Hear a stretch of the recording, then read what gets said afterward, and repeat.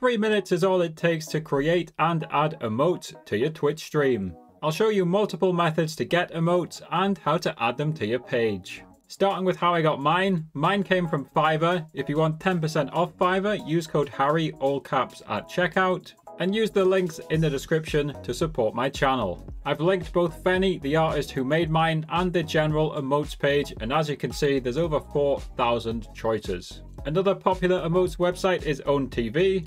I've also linked them in the description. Here's a free method to get some emotes. Just use free image editing software. This is GIMP. I've linked this in the description, and I've also linked ChatGPT in the description. You can just ask it for help with GIMP. Here's a basic example of me asking how to draw a circle. Some people give out free emotes, so here is Catliente's Ko-Fi page. If you want to check these out, I've linked her page in the description. However you've obtained the emote, you want to now head onto Twitch and click on your profile picture and head into the creator dashboard. From here, I'm clicking on viewer rewards and emotes. Next up, if you don't have it open already, on the right side, I'm going to click this arrow to open the library. And now I'm going to click on upload new and choose either standard or animated. I'll choose standard. So my emotes are already uploaded, so I'm just going to upload a random image. I'm going to upload my newsletter logo. Auto resize is fine, and then you give your emote a name. So I'll just call mine LS, and then scroll down, you can see what it looks like, and press upload.